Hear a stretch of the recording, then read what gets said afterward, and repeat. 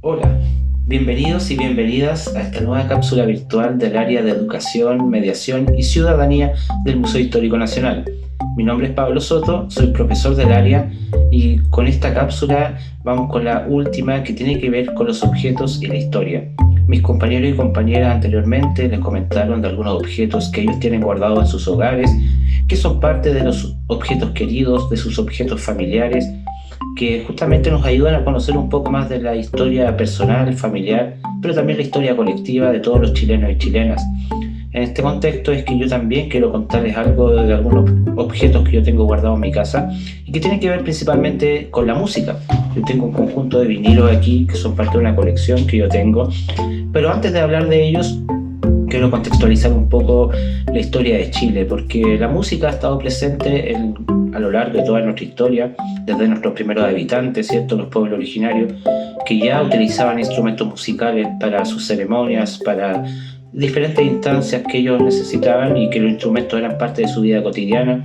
Luego ya en la época de la colonia, con las tertulias, por ejemplo, donde en estos bailes, ¿cierto? Estos encuentros de la élite había música, ¿cierto? La gente salía, se reunía, bailaba. También, si vamos a la época de la independencia, por ejemplo, las bandas de guerra, muchas bandas de guerra tenían ciertos instrumentos musicales que servían principalmente como medio de comunicación.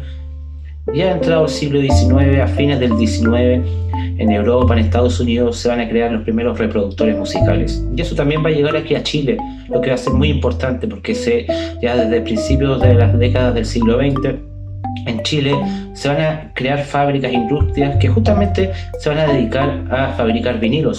Y eso va a ser interesante porque empresas multinacionales como RCA, Victor, ¿cierto? EMI, Odeon van a tener presencia en nuestro país y se van a dedicar también a fabricar vinilos. Un claro ejemplo de eso, este vinilo que yo tengo aquí, ¿cierto? Que justamente dice RCA Victor, es un vinilo de el rey Elvis, ¿cierto?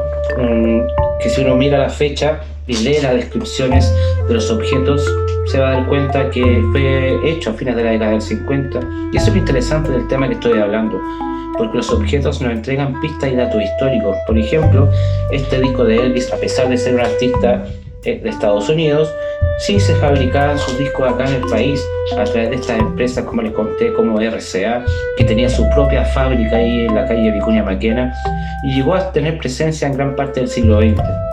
Por lo tanto, todos estos discos nos van entregando pistas y datos históricos. Por ejemplo, aquí tengo otro disco de una orquesta famosa que se llama la Orquesta Huambalí, que es un disco, según su descripción y pistas de datos históricos que nos entregan, es de la década del 60, donde muchos de nuestros padres, abuelos bailaron con nuestros vinilos, ¿cierto?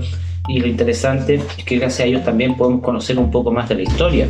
Si vamos acercándonos un poco más a la década del 70, por ejemplo, tenemos a Víctor Jara, este es un disco muy interesante, se llama La Población. Y acá hay un dato, a pesar de ser un cantante chileno, este disco fue hecho o editado principalmente en otro país, en Colombia, según la descripción que tenemos acá. Pero uno también, al saber que es Víctor Jara, se va a dar cuenta que la década del 70 más o menos es la época en la cual este disco fue hecho. Por último tengo otro vinilo acá, ¿cierto? Que es de una banda inglesa, ¿cierto? Y si se dan cuenta, es de la década de los 80, según su descripción, según los temas, pero también a través de las vestimentas, de las imágenes, uno también puede llegar a conclusiones y saber pistas, datos históricos que nos van entregando los objetos.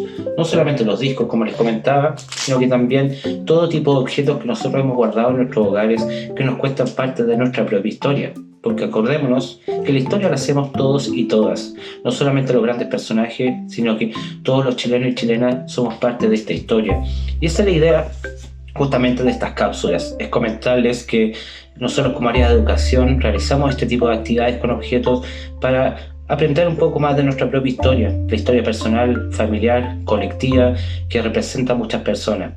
Por eso es que los dejo invitados a seguir viendo nuestras redes sociales, nuestras actividades, porque la historia es para todos y es muy importante también saber un poco más de ella. Así que me despido, les dejo un abrazo a todos y espero verlos muy pronto.